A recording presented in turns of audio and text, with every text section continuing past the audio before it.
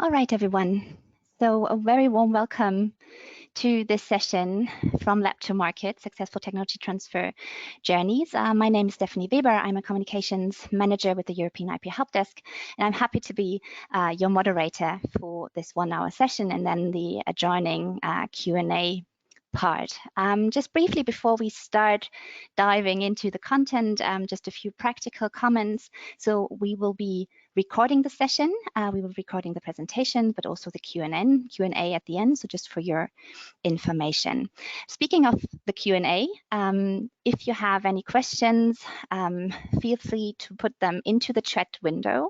We are a couple of people, so it's really sort of for us to, to remain on top of everything and to see the questions. We will collect them and we will then share them with you and of course the speakers afterwards in the Q&A session.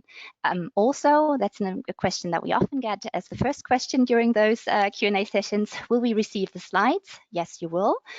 So we will send out a follow-up email with the presentation afterwards, so that you have every content, all the slides and the content at your hand.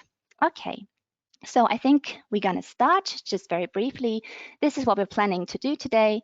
We have a interesting and a lineup of speakers, renowned speakers in the field here, who will talk, give you a broad sort of overview of all the different aspects related to technology transfer, different aspects of IP specifically in this whole arena of sort of translating research results into actual innovations, be it products, services, and so on.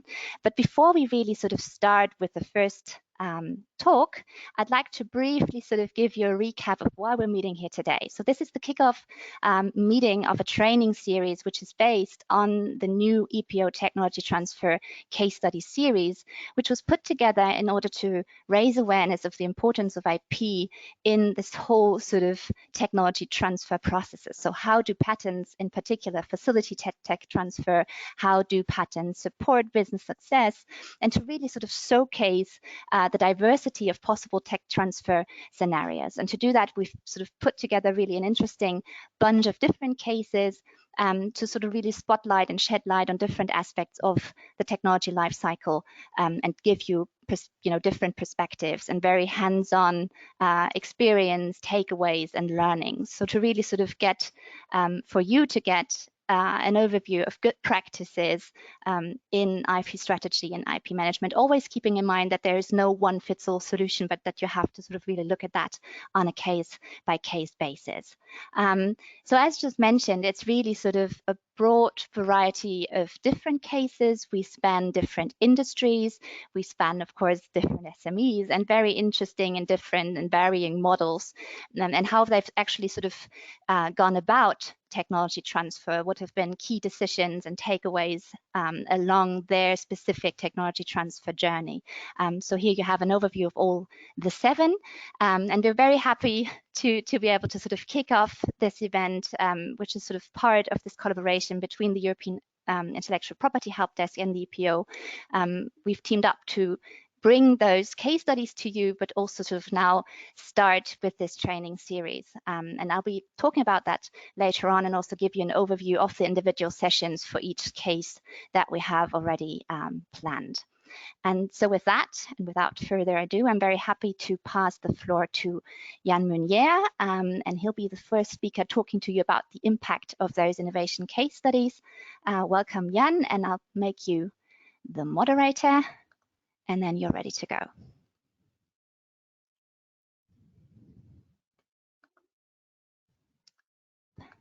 Wait a minute.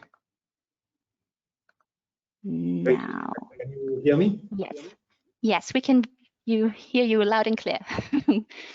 All right, thanks. And thanks for, it's a pleasure to be here. I also would like to emphasize the interest for the EPO in collaborating with the IPR Help Desk on this exciting project. And I would like to take the opportunity of my slot now to quickly put this project in perspective and to explain our motivations and our the insights that led us to invest in the preparation of case studies such as those that will be presented and discussed today. So I hope that you can now see my screen, my presentation. Yes, we can see your presentation, but it's not in the presenter mode right now. All right. So, like that. Yeah, now it's perfect. All right. So yes, quickly let me start from the broad picture and then explain how we our understanding of the economics of patents in Europe led us to believe in the relevance of doing very detailed, I would say, professional case studies that are relevant for practitioners.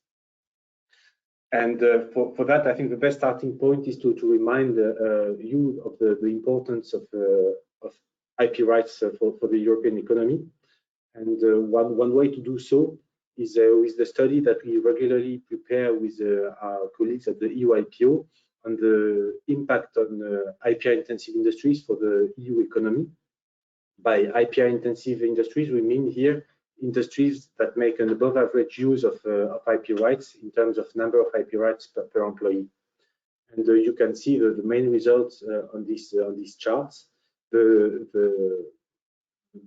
most important ones being that IPR-intensive industries generate 45% of the EU GDP and 39% of employment in the EU. So they are quite important in volume, but it's also worthwhile seeing that their contribution to GDP is higher than their contribution to employment, which for an economist actually means that they create more value added per job than other industries, which is not surprising because these are typically industries that invest in the development of intellectual assets and that employ skilled staff for this purpose. So this focus on high value added is reflected in their international performance. Actually, they are the main asset of the EU competitiveness on a world scale, and you can see that with their contribution to EU trade. They contribute the bulk of EU imports and of EU exports and generate a trade surplus for the EU. And also the fact that they create more value added per employee is reflected in the wages of these employees. Actually, the salaries are higher in IPR-intensive industries than in other industries. And this is especially the case in patent industries, where the average wage premium is 70%, 72% higher than in non-IPR-intensive industries. So these are industries that matter for the EU economy because innovation and investment in intellectual assets matter for competitiveness. And of course, IP rights are a key driver of those investments. But of course, these industries include a lot of large companies, and so the question for today is more about the smaller players. And I would like to emphasize here that they are also part of these industries and actually very important actors of these industries. So to give you some orders of magnitude, if we take the EPO only, SMEs account for about 20%, 21% of the applications filed with us from Europe. And this proportion is probably even higher for first filing in national offices. So SMEs are an important contributor to patenting, and even more so if we consider the number of applicants or the proportion of applicants.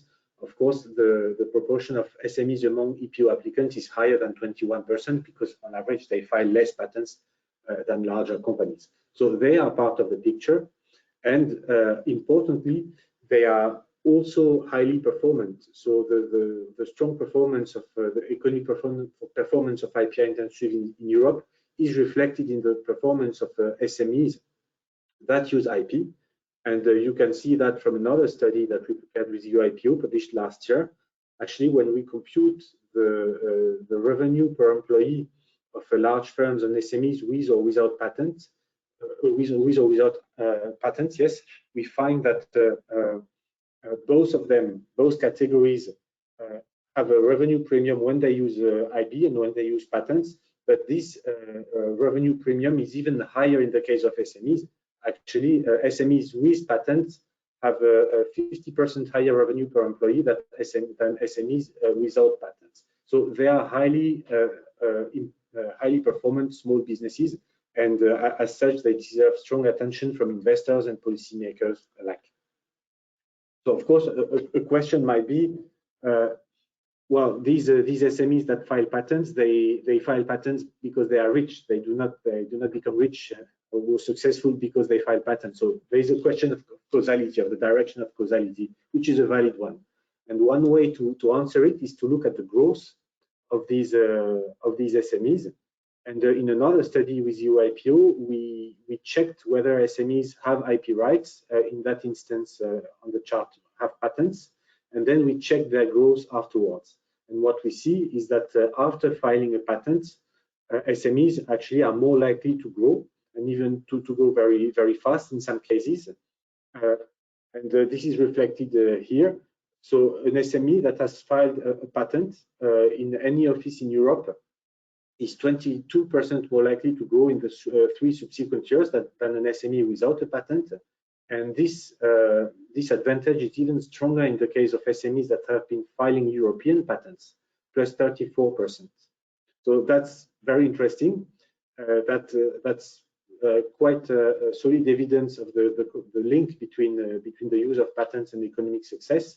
And this shows first that patents are a good signal of an SME's ability to innovate in technology.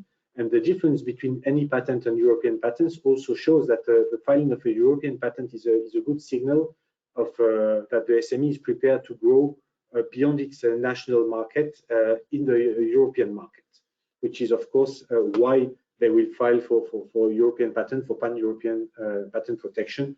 Europe is the way to grow, typically for European SMEs. So this is quite. So I hope this shows the relevance of looking at SMEs and that patent filing SMEs. And this is why we do so actually, and we did so recently in collaboration with the European Investment Bank, for which this kind of SMEs are also very, very important actors of the European economy. And more specifically, we have been comparing, or we have been identifying all SMEs in Europe and the US that have been filing patents related to smart connected objects, so the fourth industrial revolution, and benchmarking their performance. And the lessons that we derive from this exercise are not so rosy, actually. So we have quite a large number of those SMEs in Europe, about 2,600, but this is much less than the number of similar SMEs in the US. There are more than twice more such SMEs in the US. So Europe is active. European SMEs do exist and do innovate in that space, but we are still lagging the US, and so there is potential for doing better, for doing more. And so it's also important for that reason to understand the obstacles that may impede the creation and the growth of these European SMEs. And this is what we do in the study. I will not develop all the points, but there are 3 ones I think that are worth highlighting. The first one is that well, clearly there's a general overall US lead in the technology fields that we are looking at in this study. So the US are very strong in the fourth industrial revolution technologies.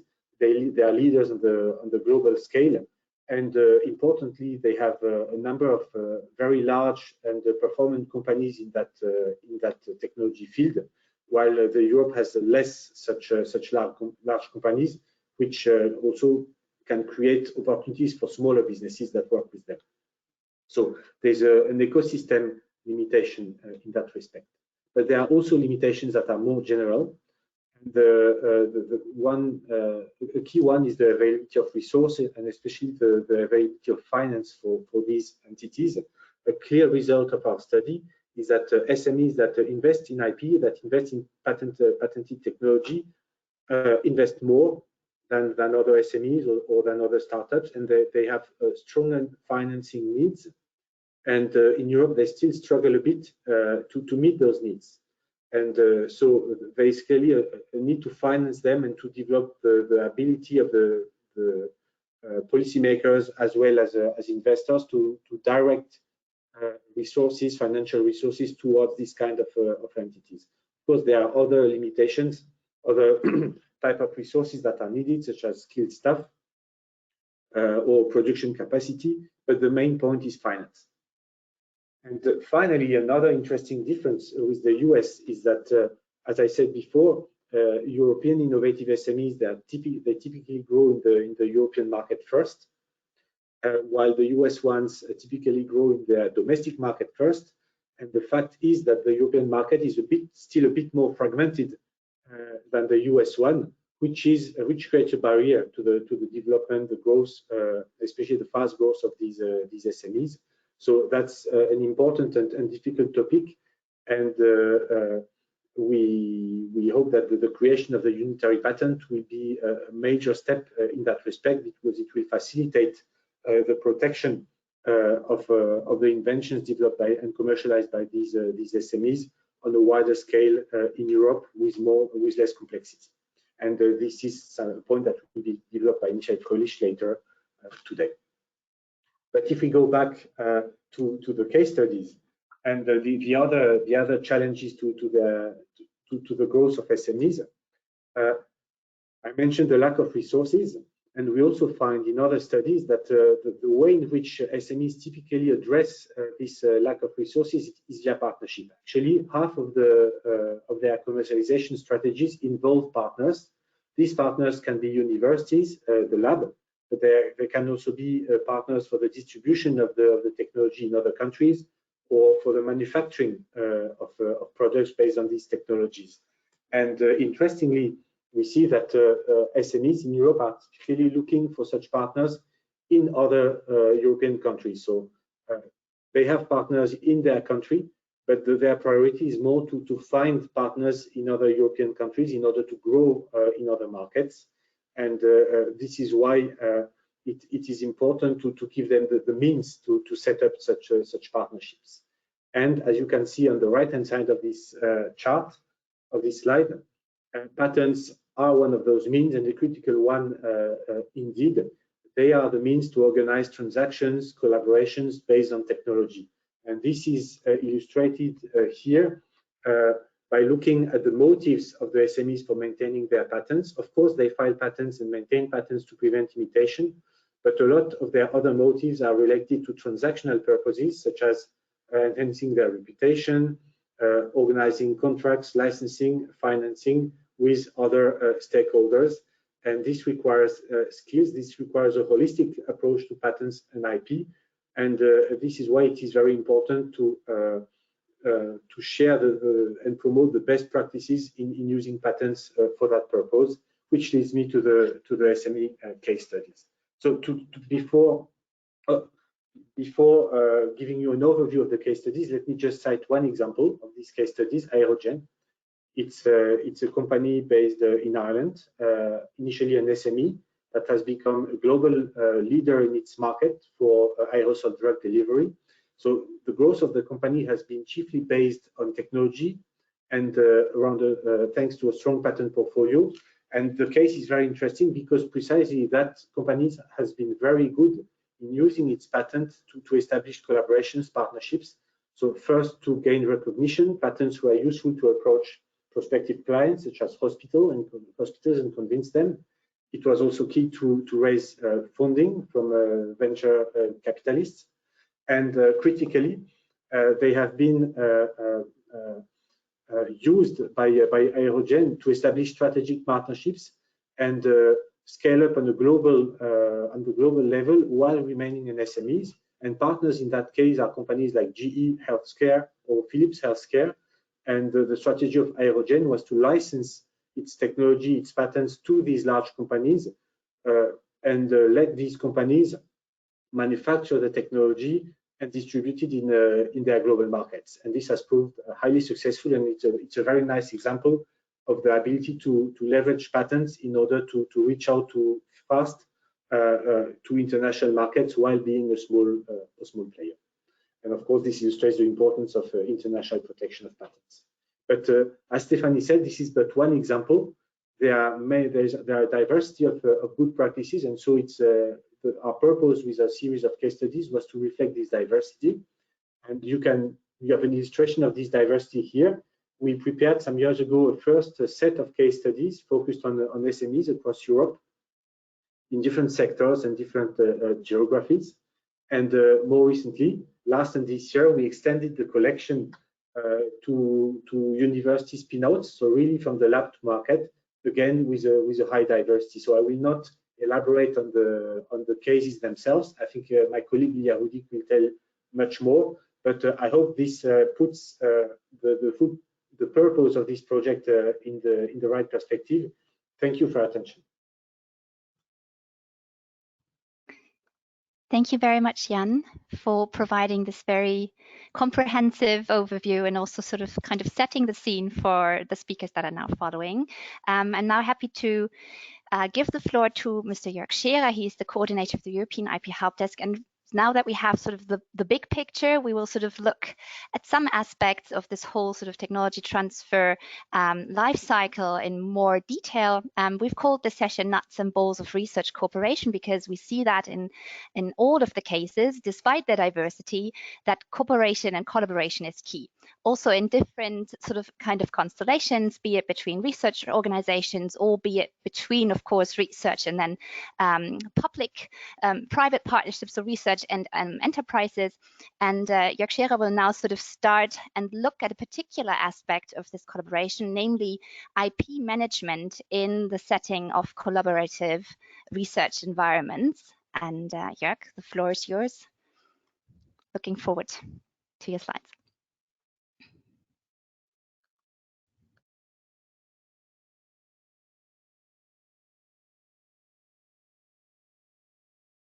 You should now be able to share your screen, and I think you are muted, Jörg. Yeah, sorry. Now Okay. it should be. You see my screen? We see your screen. We hear you. Let's go. That's all fine, but okay. So while Jan was more or less putting, let's say, its emphasis on the, let's say, broader picture of the value of IP and IPR for economic growth in Europe, I will put a spotlight on, let's say, the value of research collaborations in order to boost startup activities or to boost economic activities of SMEs involved in those collaborations. And as already mentioned by Stephanie, we've seen that in all the case studies, that this is a major cornerstone of the success story, that you engage in your collaborations with, let's say, with a good practice of IP management. And I will just put really a brief spotlight on what we've seen, for example, in the collaborative IP management practices in the context of particular European funded projects like Horizon Europe. And I mean, there's no doubt that European funding programs, in particular Horizon Europe, offers great opportunities for startups and SMEs to leverage IP through collaborative or, let's say, co-creative processes involving several parties, for example, in the form of a value network. There is actually a multitude of reasons why small businesses participate in European funding programs. I mean, besides seeking grants to finance R&D personnel, SMEs also consider collaborative R&I projects as a proper, let's say, open innovation environment to jointly develop new technologies, products, or services. I mean, SMEs seek to gain and share access to different forms of IPs through collaboration in order to pursue their business goals. However, such collaborations bring together a very different or larger diversity of partners from academia, from research, from industry, and of course with different motivations and interests. And so we see that collaborative R&I projects showcases a mix of plans and pathways to use the project outcomes beyond the project for different purposes, for continued research or, for example, also, of course, for commercialization activities. Thus, I mean, collaborative projects definitely results into a higher complexity of IP or intellectual property management and good practices to meet the needs and the interests of all the partners involved. Moreover, we see that results from collaborative projects are often built on the combined knowledge of several partners. So they are jointly created and so jointly owned. Therefore, it is important for the partners to agree on appropriate and shared strategies for their management, their protection, and their further exploitation. So then looking coming from the rationale why SMEs are participating in such collaborative R&I environments, we definitely see that there is a need for a robust and credible IP strategy, which then will foster the research collaboration and will be, let's say, a guarant for successful exploitation activities. I mean, the effective management of all the intellectual assets created in the collaborations is crucial, particularly for those ones which are developed collaboratively or jointly used. And equally important is also the strategy for or the strategic value of protecting the results in order to support its commercial exploitation, potentially by several partners together. So that's why participating in such a collaboration usually requires a clear need and acceptance to share. And we've seen that also in the figures presented by Jan, that 50% of the, let's say, the patents are used or exploited through any kind of multiple forms of partnerships. But what we see even more in the collaboration is that participating in a research collaboration is not just about sharing. The nature of collaboration means, and this is well demonstrated in actually all our case studies, is that long-standing ties can be built between the partners and even other stakeholders or external partners which get somehow involved in the exploitation of the project results. And these new relationships may lead to other benefits, such as commercial collaborations or getting access to new markets or access to new fields of use. That's why SMEs participating in research collaborations must therefore fully understand the potential contributions from the different consortium partners and vice versa, also what they bring into the project and how they can benefit themselves.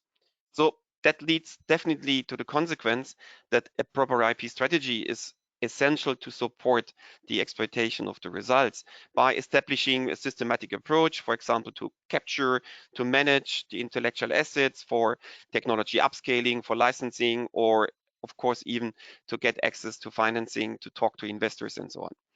And so that's why it's definitely as a result from the studies we see about collaborative research activities is that it is best practice to define clearly from the very beginning measures how to give access to existing IP, what we call the background, brought into the collaboration, to define clearly what are rights ruling ownership, how to protect, how to share, and how to exploit the newly created IP.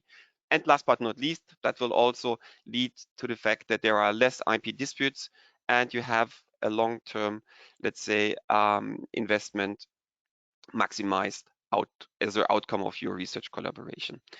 So, I mean, we see clearly that, of course, IP management through the lifetime of a research collaboration, of course, it's different according to the stage of the collaboration. You see here an example or an approach, what we call the IP management approach in Horizon Europe, which is putting on the five pillars, which are reflecting the life cycle of such a collaborative project. Of course, the IP issues to be addressed at each of the stage of the projects are different. For example, at the beginning of the project, it is important to agree on which existing knowledge the project is to be built on, what is the level to share existing knowledge among the participants, and under which terms, and what will also then, what are the rules in order to use the results, the background and the foreground results beyond the project duration. And of course, it's also important to establish rules, procedures, how to capture, how to assess the IP generated in the collaboration before then finally additional decisions can be made ruling the ownership or the management and the protection of the results.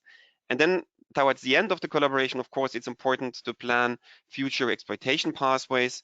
And since in collaborative projects, the main exploitable outputs we see are usually consist of a bundle of different results which are developed by individual partners or by a group of partners, it's important that you manage, let's say, the whole package of IP generated in the collaboration and to see to what extent it can be managed, protected, taking into account different territories and different fields of use. So you see that basically is the IP management approach which we see in, let's say, as a necessity, and it's also, of course, a requirement from the funding, let's say, authorities when it comes to collaborative IP management in European funded projects. And as we see, of course, that typically SMEs are struggling, let's say, in order to develop best practices and implement best practices in such collaboration. So the European Commission offers also a specific service. It's rather a new service. It's called Horizon IP Scan. And the idea of the service is really to focus on IP related risks, opportunities in collaborative frameworks at the beginning of the collaboration. So usually it should be in the first 6 months of the collaborative project that the SMEs might apply for such, let's say, an advisory service in order to get advice how to deal with, let's say, IP risks, IP opportunities, IP challenges in, let's say, in collaborative environments. And of course, this service is still open. So if you are an SME listening to us today and you are somehow involved in European funded projects, then of course you can apply for the service and get free of charge services to define, let's say, the most appropriate IP strategy for yourself and your collaborative environment.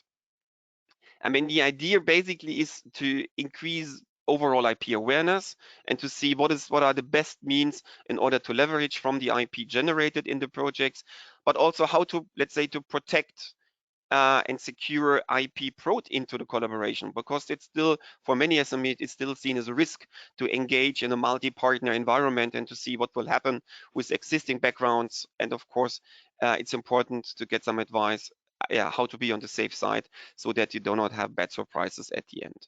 And of course, then if you look more at the, let's say, the potential and the vision to use the outcomes of the project in order to develop, let's say, a shared strategy with your partners to manage and to exploit new IP jointly generated in the project. And just to finish, to show, let's say, also some examples from SMEs who applied for that kind of services.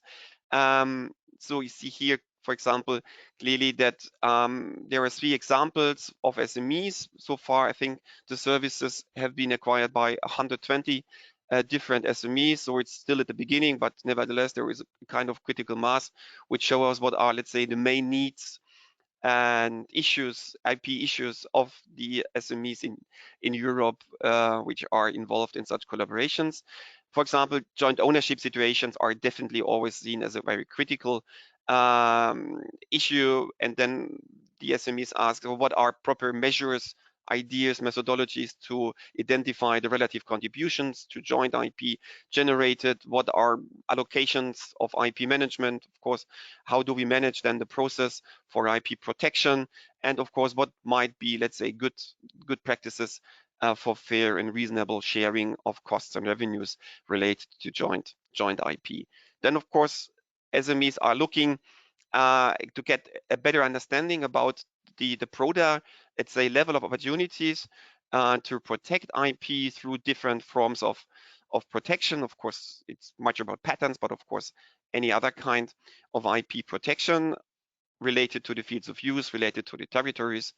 But also then finally, SMEs also would like to gain better insight what they can do by themselves as on the level of corporate IP management, how to build up IP management practices, competences, capacities in the SME for better decision making, and also what are related tools which can help the SME in order to deal better with the IP opportunities in collaborative environments. That's just a very brief introduction. What we see here from first experiences in those studies related to offering advice to SMEs involved in collaborative environments. And just a closing remark, I mean, what is very clear is that that the SMEs or the startups involved in collaborative research projects are definitely looking forward to learning more from success or learning or failures of others in related environments. Therefore, I think the case studies providing insights of the SME's journey from lab to market and the whole comprehensive and holistic approach to tech transfer will be highly appreciated. And I think it's clearly it's clearly demonstrated in actually all the case studies that a proper IP management in research collaborations is a building block and a cornerstone for a successful go-to-market strategy. So with that, I'm going to stop now, and thank you for your attention. Thank you very much, Jörg, for this spotlight on aspects related to IP management and collaborative research environments. And as you just said, and this is actually the perfect transition, I think we all agree that this kind of IP management is a sort of prerequisite to actually valorizing, the research results generated in those projects, and to really sort of have an impact on society, on economic growth, and also an impact on the situation for the SMEs and startups themselves. And this is what Rudik will now talk to us a little bit more about, specifically on the role of patents in this whole valorization context. So yeah, wait a minute. I'll pass you the floor, and now you're ready to go. Definitely. Hi, everyone.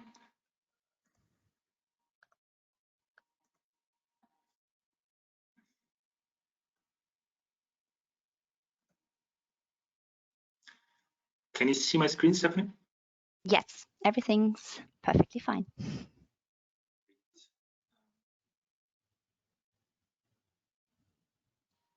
Just 1 second. So, thank you very much. So, my name is Rudik. I'm part of the Chief Economist unit of the EPO, and what I would like to present you today is basically results of our research activities, and in particular to show you how important collaboration is for technology transfer from universities and research organizations, but also to show that maybe there is, well, I would not call it problem, but maybe there should be a bit more effort within Europe to increase collaboration activities, to make sure that results, and we have a lot of good results and a lot of research activity, especially when it comes to fundamental research in Europe, but we need to make sure that through collaboration those results can actually come to the market and also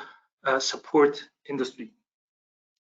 And indeed, our case studies are very nice examples of how such collaboration, first of all, can go wrong, but indeed we have a case that showed that at the end it succeeded, but also how a good setup at the university can facilitate a creation of several spin-outs and of several products reaching the market and helping the industry.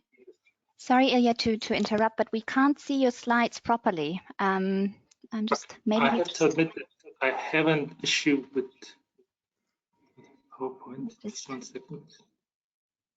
We just see a snapshot of it. I don't know whether you're in full screen mode. Full screen. No worries. It's.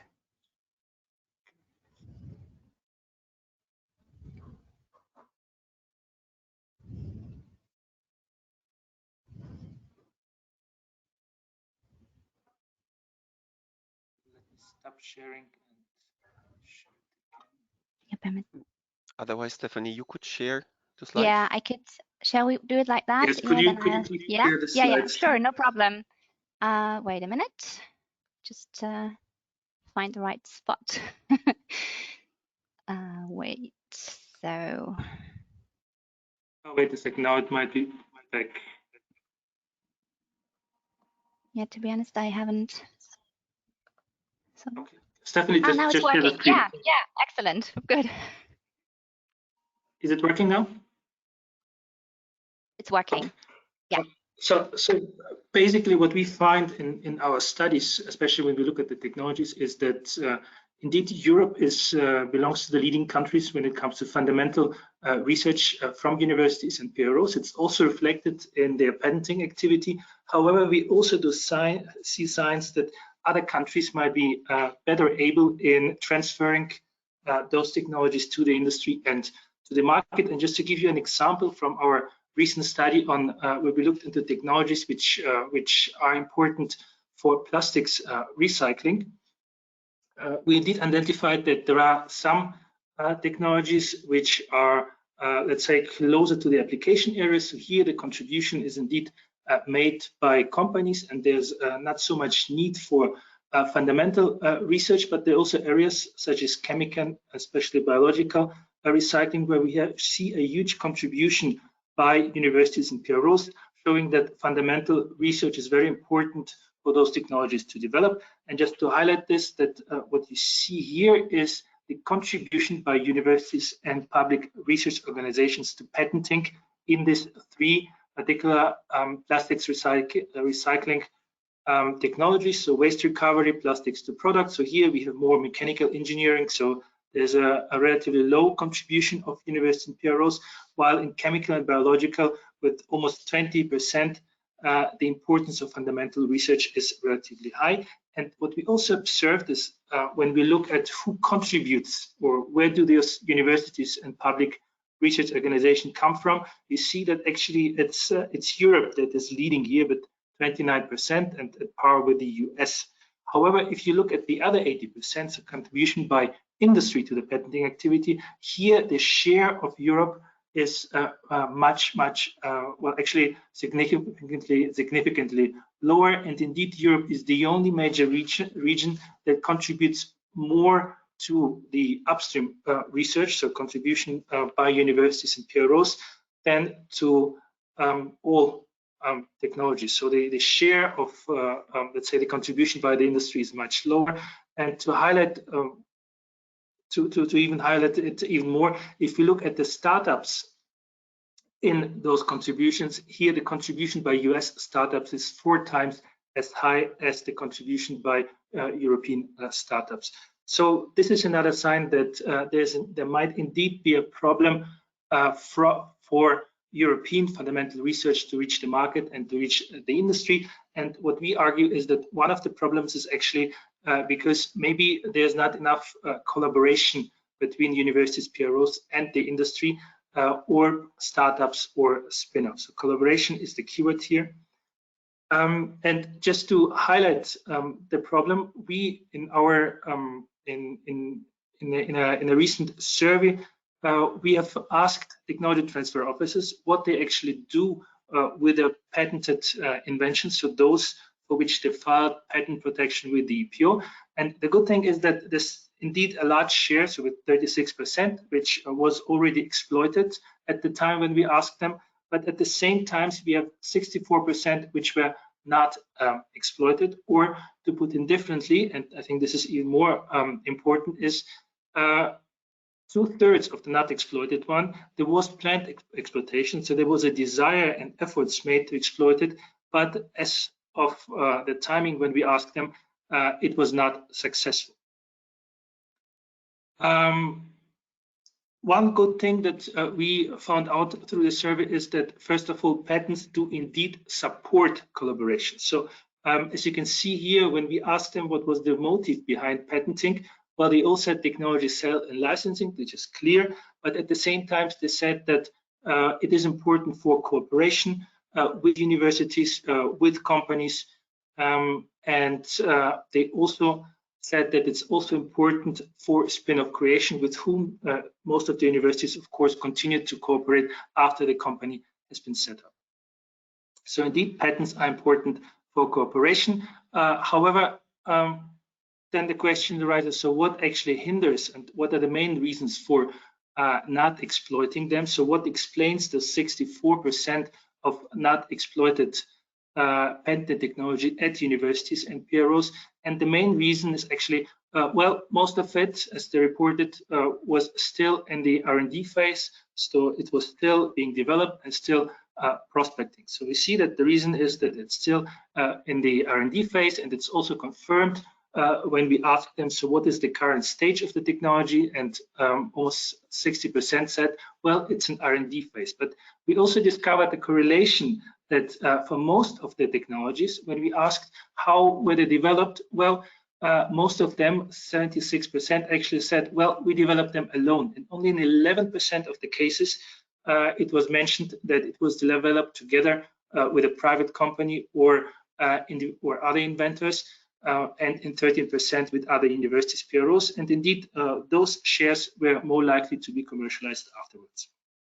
So here again, we see that collaboration is important. And if we look further into the barriers number 2 and 3, you see that failure to find a partner was the third most important reason. And if you look only at universities and PROs in Southern and Eastern Europe, we see that it's even the most important. So here again, it's not only that collaboration is important, but we see that it is difficult to establish collaboration, especially in countries in the Southern and Eastern Europe, where they say that failure to find a partner is very important. So here we have two things that need to be overcome. First of all is that we need to establish collaboration, but for the collaboration, of course, it's important to find the right partner who, and this is barrier number 4, would provide also the resources, for example, for patenting or for commercial, further commercial exploitation.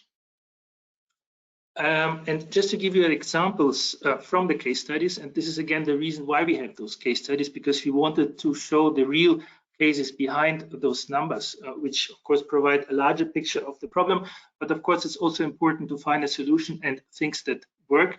And that was the idea behind our case studies. And one of that such successful cases, and indeed there are 2 successful cases from that research collaboration that we highlighted in our case studies. It's a collaboration between the technical universities of Vienna, where there were scientists who were working on developing additive manufacturing techniques, but only through a collaboration with Ivoclar, which is a large company from Liechtenstein, which is specialized in dental implants.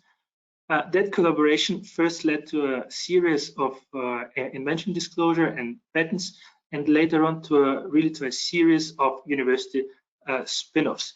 And the agreement between the TU Vienna's Technology Transfer Office and Ivoclar was that the exploitation rights for dental applications, they clearly remained with Ivoclar. However, the TTO of Vienna secured all exploitation rights for non-dental application, and this is where we see the creation of Lithots, which specialized in ceramic additive manufacturing using ceramics in non-dental areas, and other companies such as, for example, Cubicure, which was pretty successful in additive manufacturing also in non-dental application areas. And in this case studies, you can read how this whole agreement with Ivoclar was set up, how the collaboration was secured for a longer period, and indeed the collaboration is still ongoing. And only recently, 1 or 2 years ago, 2 additional spin-offs has been created for this from this collaboration research. However, we also have an example, and that will be part of the roadshow of the webinars.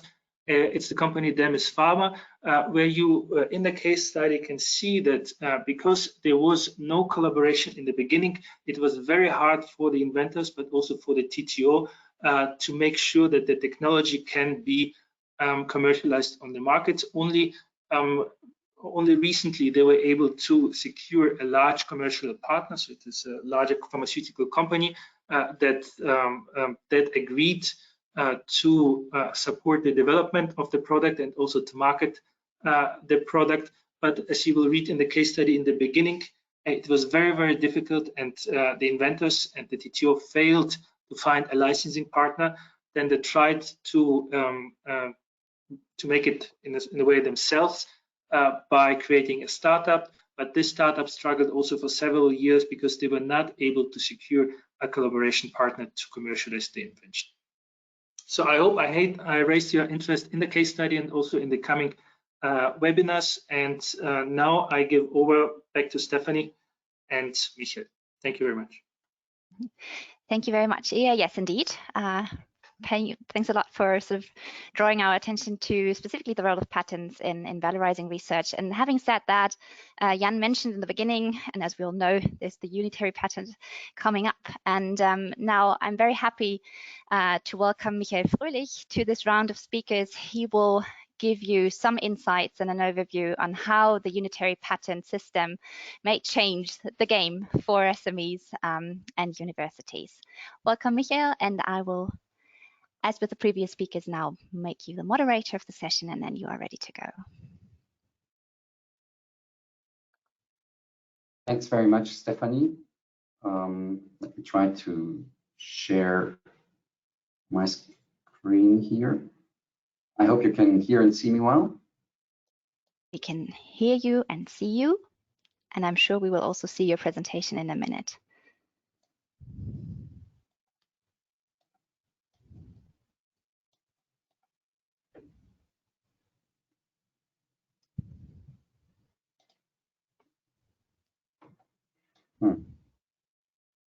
Presentation is not there yet.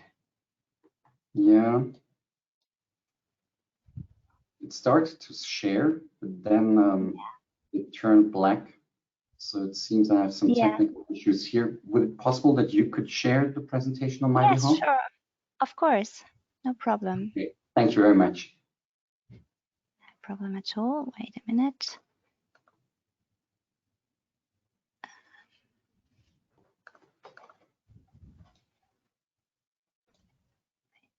Sorry.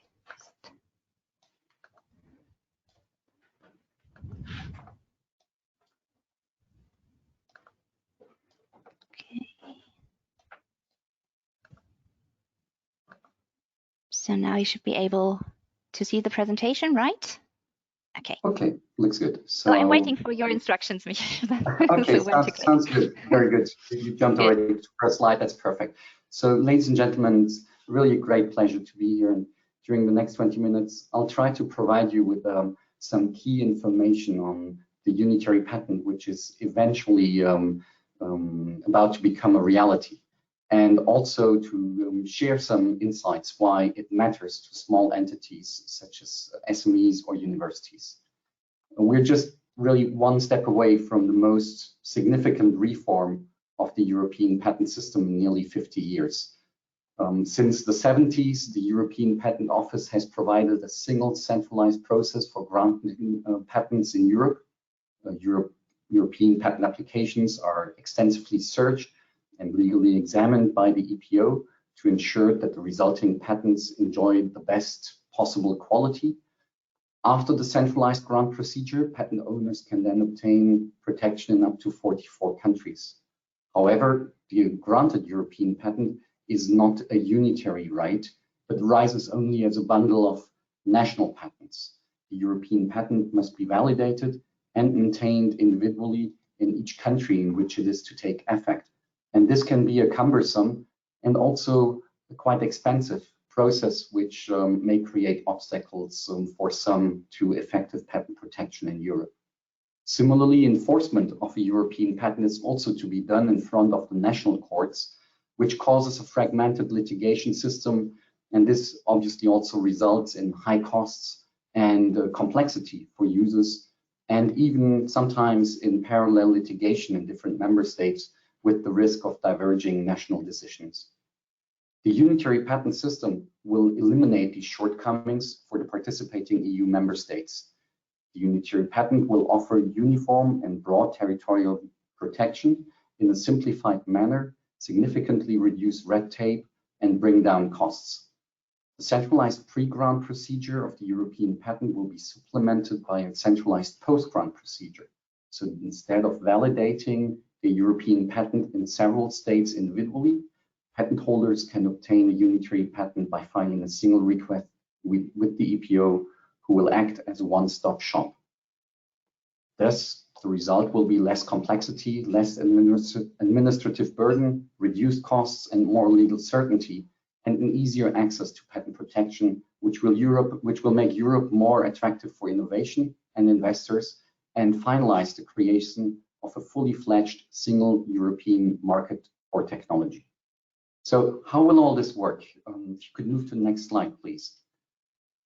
Well, first of all, let me clarify that the unitary patent is not an EU title, such as, for example, the EU trademark that you may be familiar with.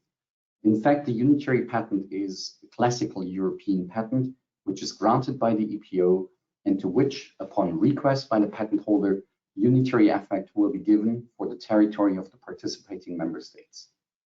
This means that before a unitary patent can be registered, one must first obtain a European patent granted by the EPO under the well-known rules and procedures of the European Patent Convention. Therefore, nothing changes in the pre-grant phase, meaning the phase leading up to the obtention of a European patent. Applicants need to file a European patent application with the EPO. The EPO examines the application under the EPC and grants a European patent if all formal and substantive requirements for patentability are met.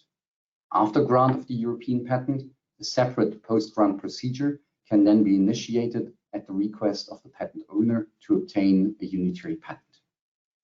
Next slide, please. The procedure for obtaining a unitary patent is actually quite simple and straightforward. The European patent must have been granted with the same set of claims in respect of all the 25 participating EU member states, and the request for unitary effect will have to be filed at the EPO within 1 month after the publication of the grant of the European patent. During a transitional period, the request must also contain a translation of the European patent. It's important to note, however, that the translated version has no legal effect and is for information purposes only. Next slide, please. To facilitate an early uptake of the unitary patent, the EPO will in addition also provide 2 transitional measures. These are the so-called early request for unitary effect, which allows applicants to file a request for unitary patent already before the start of the system, so that you would have a unitary patent immediately after the start of the system, would not have to wait. And the second measure is the so-called delay of grant, which will provide the possibility to request a delay in issuing the decision to grant a European patent. This is to enable applicants to obtain unitary patent protection also for European patents that would otherwise have been granted before the start of the new system and who would not have been eligible for unitary patent protection. So in other words, this measure is targeted to avoid applicants miss the opportunity to obtain a unitary patent only because of a couple of weeks. Next slide, please. The geographical scope of the unitary patent will eventually cover all the 25 EU member states that have joined the enhanced cooperation in the creation of a unitary patent protection. But to be covered by the unitary patent, a member state must not only participate in this enhanced cooperation, but must have also ratified the agreement on a unified patent court when the unitary patent is registered. This, of course, makes sense because unitary patents will be enforced before the unified patent court, and this can only be done with effect for a particular member state if the agreement on the unified patent court is in force in this particular member state. At least 17 states will have done so when the new system starts. The others will follow subsequently when the system is then already up and running. So there will be a ramp-up phase starting with at least 17, maybe 1 or 2 more, and then a ramp-up phase during some years until all 25 states are part. Now, what about the costs? And if you could move to the next slide, please. Well, to start with, there will be no fees due for the filing and examination of the request, nor for the registration of unitary effect in the register for unitary patent protection. In order to maintain the unitary patent, renewal fees will have to be paid centrally to the EPO. The fee level for the renewal fees is rather attractive in the early years. The annual fees for maintaining a unitary patent for 10 years, which is the average lifetime of a European patent. So the aggregate total amount for maintaining a unitary patent for 10 years amounts to less than 5,000 euros. Now it's clear that this fee level will be compared by users with the renewal fees that they would have to pay for a classical European patent, which is validated in several European countries. Based on the comparison of the overall costs, meaning not just the fees, but also the costs associated with the validation and the maintenance of a classical European patent, a unitary patent will actually be less expensive than a European patent, which is validated and maintained in 4 of the 25 participating member states. Now, does it mean that if I validate in less than 4, the unitary patent is not interesting? Well, not quite, because the cost comparison is even more favorable for the unitary patent if one also takes into account the savings that result from the simplified administrative burden. Whereas in the current fragmented system, different renewal fees of different amounts in different currencies have to be paid to different national patent offices, which have different legal requirements, especially when it comes to time limits. You will also need own local attorneys. With the unitary patent, you pay a single renewal fee to the EPO in a single currency under a single legal system as regards time limits and admissible methods of payment, which obviously makes the administration much, much easier and less expensive. But most importantly, for anyone to consider beyond the pure financial considerations is that the unitary patent is a real game changer. And the strategic importance and value of having unitary patents in the portfolio cannot be overestimated. Next slide, please. So you heard already earlier from Jan Meunier today that SMEs and universities are key actors of innovation, and that patent protection helps them to attract investors and consumers, and is also crucial when it comes to entering new markets beyond the own national markets. However, as highlighted by Jan Meunier, the persistent fragmentation of the European market continues to be an obstacle to the growth for European SMEs. So the unitary patent addresses these issues and offers smaller applicants a number of additional advantages over the current system. To start with, there will be concrete financial support mechanism for small entities such as SMEs or universities. Indeed, the unitary patent provides for a €500 lump sum compensation to cover the costs of translating the application in the pre-grant phase. To be eligible, these entities must have their residence or principal place of business in an EU member state and must have filed the European patent application or Euro-PCT application leading to the unitary patent in official EU language other than English, French, or German. The compensation is granted only upon request and complements the fee reduction in filing and examination fees that is already available under the current system. So there's a cumul possible.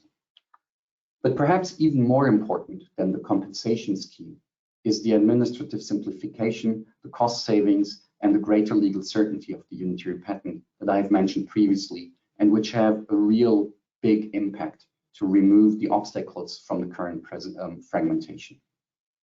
As previously mentioned by Jan, this is particularly important for smaller companies, and it helps them to accede to effective and affordable patent protection for their inventions in Europe. The unitary patent will also offer more flexibility to companies, especially small and medium-sized enterprises. Under the current system, the decision to validate a European patent only in a certain member states or in certain member states that means that one has to decide very early on in which countries you would like to have protection for the invention. This can then lead, for example, to a company's product only being protected in certain national markets. And this is, of course, anything but ideal if other markets develop later on in which one does not enjoy then patent protection. The introduction of the unitary patent will give companies much more flexibility and security in this respect, and it will enable them to enter national markets at any time, depending on the success of the patented invention or business opportunities that arise. Uniform protection in all the 25 participating member states constitutes also a very strong signal for venture capitalists. Due to a broader market protection, the potential for profits will obviously increase. Also, the possibility of central enforcement of a patent by the Unified Patent Court instead of the current fragmented system makes it much easier to assess the chances of successful enforcement, which in turn increases the willingness to invest capital. Now, since I've mentioned the Unified Patent Court, let's now turn very briefly to the second building block of the unitary patent package, which is actually the Unified Patent Court, or UPC, as it is called in the abbreviated form. The judicial enforcement will become much simpler with actions brought to the UPC. Today's absence of a dedicated European court for patents can render legal actions before the competent national courts quite complex and costly for all parties concerned, as patents may need to be litigated in parallel multinational proceedings. Holders of unitary patents and classic European patents will be able now with the UPC to enjoy a simpler litigation environment. The UPC is a real novelty. It's a newly created international court. This means that it's not the court of the European Union, but a common court to the contracting states of the UPC agreement, and thus part of their own legal system. The decision of the courts will be issued by internationally composed panels comprising both legally and technically qualified judges meeting the highest standards of quality. The UPC has exclusive jurisdictions over unitary patents as well as classical European patents, which are validated in one or more of the contracting states. However, with regard to the latter, there are some exceptions to the exclusive jurisdiction of the UPC for an initial transitional period of 7 years. There are a number of particularities at the UPC which have been designed to help and protect entities with limited resources. Next slide, please. At the UPC, small and micro entities will benefit from a 40% reduction in court fees. Furthermore, if the amount of payable court fees threatens the economic existence of a party who is not a natural person and has presented reasonably available and plausible evidence with this regard, the court may then, upon request by that party, wholly or partially reimburse the fixed and value-based court fee. Also, and as a general rule, the unsuccessful party will have to bear the reasonable costs and other expenses incurred by the successful party in a case up to a certain ceiling. This rule of loser pays protects from opportunistic litigation and also constitutes an effective mechanism to discourage weak cases that you may see in some other jurisdictions outside of Europe. The court has actually a quite large margin of appreciation when making the decision of the recoverable costs. Upon request of one of the parties, the court may, for instance, lower the ceiling with regard to that party if the level of the recoverable costs to be awarded to the successful party would threaten the economic existence of the requesting party. And this is obviously in particular the case if the latter is a micro enterprise, SME, or non-profit organization university. Let me perhaps also say something about the widespread myth that the UPC poses a risk for smaller local businesses to be sued abroad. The truth is that today, these companies can already be sued abroad for alleged infringement before the national courts of any country if they have been active there, for instance, by exporting their products to these countries. They can even be sued in parallel before the national courts of all the states where they have been active. These parallel litigations follow different national laws and take place in different languages, requiring different local attorneys.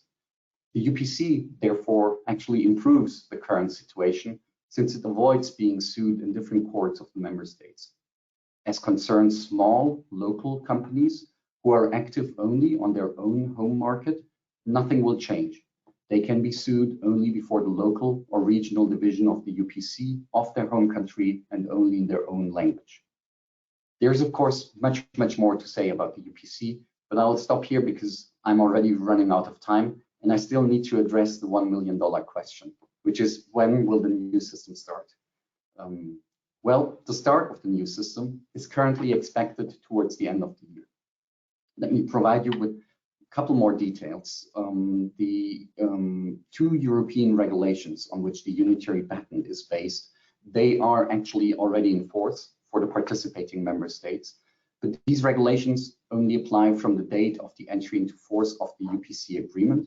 And as it's an international agreement, it requires for its entry into force the ratification by 13 states, including France, Italy, and Germany. So far, 16 member states, including France and Italy, have already deposited their instruments of ratification. So only Germany is missing. Germany, on its side, has concluded the national ratification procedure, and the national ratification law has already been enacted.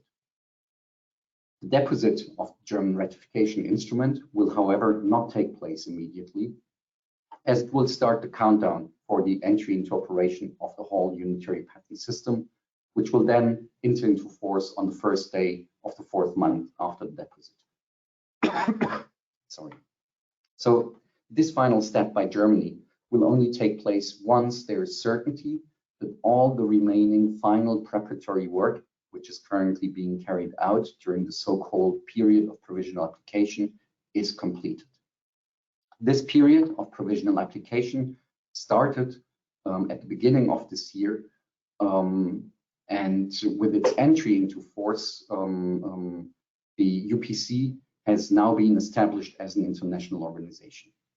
The provisional application allows for the implementation of certain provisions of the UPC agreement before its own entry into force. This is necessary so that important operational steps for the establishment of the court can be completed before the court opens its doors. And this includes, for example, the adoption of the rules of procedures, which have been prepared over the last years, the financial regulations, the budget of the court, or of course also the hiring of the judges and the staff of the court. With this regard, the interview process of the candidate judges is currently in full swing. Almost 1,000 applications have been received, and the court is looking into hiring approximately 90 judges. It's currently expected that the period of provisional application will last at least 8 months. So accordingly, if you do the math, it could then be expected for the new system to start in the second half of 2022, probably rather towards the end of this year. Now, before I conclude this presentation, what are the key takeaways for you? If you could move to the next slide, please. Well, I think it's fair to say that doing nothing is not an option. I think it's really key that you familiarize yourself with the new system. And you should use the few remaining months to thoroughly explore the opportunities that the new system offers. This may provide companies with a decisive advantage over competitors. All this implies that patent holders need to be ready in the coming weeks and months to take informed decisions, both for their existing portfolio and their IP strategy.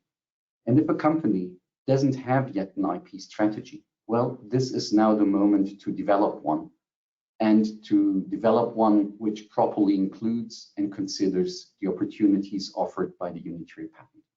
So in a nutshell, the key message is, if you fail to prepare, you're preparing to fail. And this brings me to the end of my presentation. Thank you very much for your attention. Thank you very much, Michael, for this very comprehensive overview as well. So just before we start into the Q&A session, so everyone joining later be reminded that all of the speakers agreed to stay a little longer to answer your questions. But before we sort of look into that, just a very brief outlook on the upcoming training sessions, because as mentioned in the beginning, we're celebrating the kickoff of this training series today. So just very briefly to remind you, and as was already mentioned in the beginning, the European IP Help Desk has teamed up with the EPO and also the European Patent Academy, which we shouldn't forget at this point, to actually sort of bring this new series of technology transfer case studies to you. So you can read them all. They are available on the EPOs and also on the European IP Help Desk websites. We provide the links later in the slides.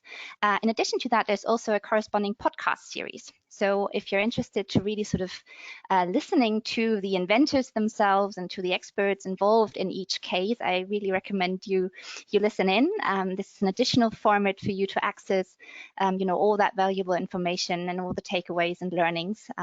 It's almost, it's a 20-minute podcast belonging to this Talk Innovation series provided by the EPO. In addition to that, if we look at joint activities, we're also working on a joint publication together with the licensing executive Society, which will come out shortly. And of course, as just mentioned, we are kicking off additional sessions that will take a closer look at each individual case in detail. And here's the first sort of overview of the upcoming sessions. So 5 sessions are already scheduled.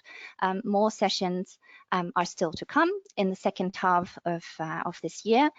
All of the training sessions will start at 10:30 and run until 12.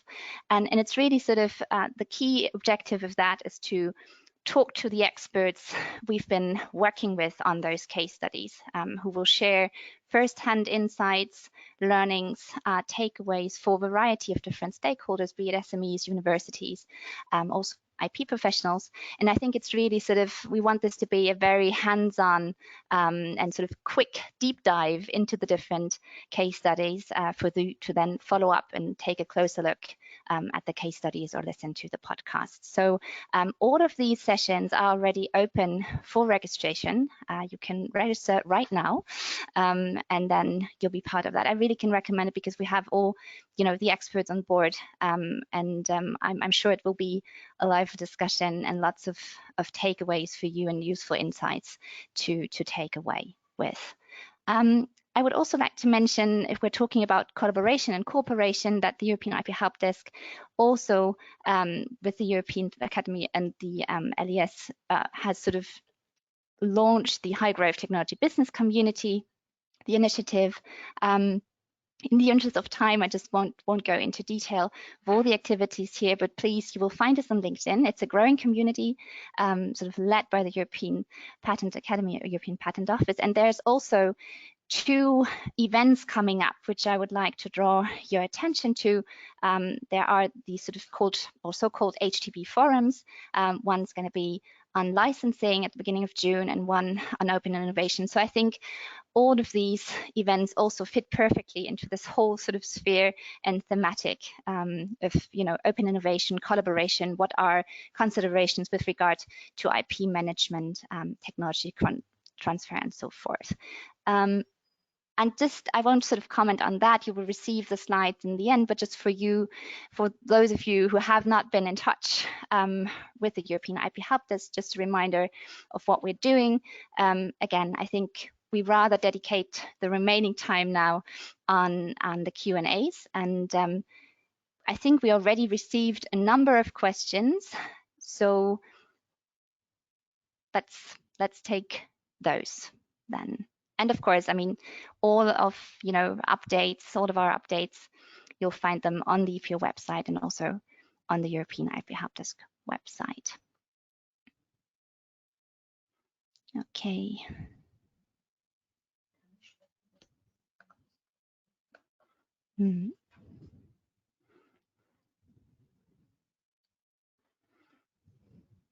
Okay. Let's see whether I can. The little. Just trying to sort of make that a little bit bigger on my end for me to be able to read.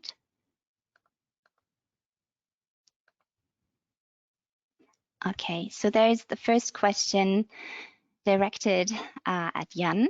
Have you got a comparison to SMEs that have filed patents in the US versus European patents? So that's a good methodological question. In fact, what we measure is the filing of international patent families. So it's not correct to directly compare European patent applications with US patent applications because there are a number of factors influencing those applications, and typically first filing in the US are US patents, while in Europe it would be national patents and then often European patents as a second filing. So we would not have a homogeneous metric. So to address that, we look at families with patent filings in at least 2 different jurisdictions. So it's not US patents only. So it's a US patent plus a European or Japanese or Chinese patents, and likewise for Europe. So we believe that on this basis, we have a pretty solid benchmark to compare the US and Europe. And the the number of US SMEs that we have identified are not those that have filed a patent in the US, but that have filed a patent internationally. Thank you very much, Jan, for that clarification. Okay, yeah, we hope, Joanna, that that answered your question. There's another one for Jörg. I mean, it's great that actually, you know, each of the speakers has, has a question lined up. So Jörg, this is a question for you, and I think it's also a very common one. So how do you reconcile the need for patent protection with the demand of the Horizon Europe program to move towards open science? Indeed, Stephanie, it's a very important question, and it's a very common one, because I mean, on first view, I mean, it looks like there are the two main principles of Horizon Europe, which are the obligation to protect and to exploit, if appropriate, on the one hand, and of course a strong, let's say, need also and requirement also to follow the, let's say, all the open principles like open science, open research, open access, open data. Looks quite as conflicting principles, but of course there is also an answer to that. I mean, you need to follow a balanced approach, which means, of course, you have to establish rules, and that brings me back also what I mentioned in my presentation, that how to deal with publications, how to deal with dissemination activities, communication activities, has to be, let's say, aligned with a clear strategy and rules and procedure for IP protection and IP commercialization then as a potential pathway. So, and of course, both principles go hand in hand. And of course, they require, let's say, some reflections on it. For example, there are different means to address, let's say, this issue. For example, there is the possibility to agree on specific rules in the consortium agreement, which is going to be signed up among the different participants in a collaborative project. And there are, for example, some specific clauses that you bring to the attention to others if you're going to publish something and you are going to put some project outputs in the public.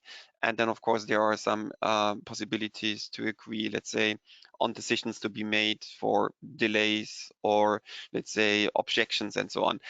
This can be all ruled, and of course, there are many good examples in the different templates in Horizon Europe, let's say, agreements, or even something we also have done in different, let's say, guides. For example, there's an IP guide for Horizon 2020, and there is shortly coming up a new one for Horizon Europe, in which we also give some ideas what are specific rules in order to address this issue of balancing the two interests, which are fairly, let's say, really to be respected, but we have good examples that this can be followed up in a balanced way.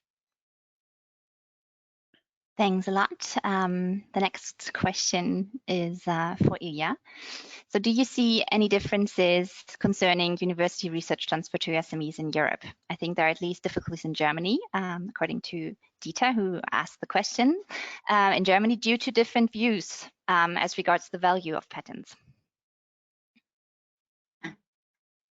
Well, not sure whether it's only about the views to the value of patents, but first of all, indeed, every country and also the Europe tries to harmonize, integrate as much as possible. We still see important differences across Europe, and that was also one of the reasons why we created, let's say, such a geographical spread in our case studies, because every country is different. There is a different way how universities approach technology transfer. We know that there are some universities that have a clear policy and there's a clear support for the TTO. Others struggle a lot, not only with resources, but only with a clear, let's say, a communication within the universities, how to proceed with inventions, and also enough support for the commercialization of invention. But there are two things that in a way we found within our case study with our work. First of all, ecosystems matter a lot. So what we find is that there is more and more agglomeration in Europe going on. So for example, the area of around Munich, you have an ecosystem established of investors, SMEs, large companies, and universities. So there is a way to collaborate, and as you have seen, finding partners is very important, and if you're in such an ecosystem, it's already established, and it's much easier to find a partner with whom to collaborate. Second, as you've also seen, there's a particular problem for commercialization from Eastern and Southern European universities from Southern and Eastern European countries. And I think that the reason is because, in a way, it depends on the industry structure of the country. So if for example, such as Germany, if you have an established industry, then again, you have less barriers finding partners within an already established industry in the country. But if, and maybe this is an extreme example, if you're in, I don't know, maybe in a Croatian university and you have something which could be of value for the automotive industry, then I guess you need to travel to Germany or Sweden or France or Italy. But if you have difficulties to establish those links, then of course it's a barrier and a problem. So I'm not sure whether it answers your question, but my main point is, yes, there are many differences, not only due to the industry structure, but also due to the policies of the universities and the TTOs. Thank you very much, Ilya. And we have 3 questions, meanwhile, from Michael. So first of all, can the unitary patent be applied for patents or patent applications filed outside the EU and submitted to EPO through the PCT? Let's start with that one. Okay, hope you can hear and see me again. Yes. Okay, brilliant. Yes, thanks for the question. So the short answer is yes. And the long answer is that the grant procedure is exactly the same as for the classical European patent. So it doesn't matter how you obtain the European patent, either by a Euro direct filing at the EPO, or whether the application comes through the PCT to the EPO and is handled as Euro PCT. What matters is that you obtain first the classical European patent. The basis for the unitary patent is the European patent, which becomes also very clear if you look at the full legal name of the unitary patent, which is the European patent with unitary effect. So in order to obtain the unitary patent, you got to have a European patent. The prosecution routes you use to obtain the European patent doesn't matter.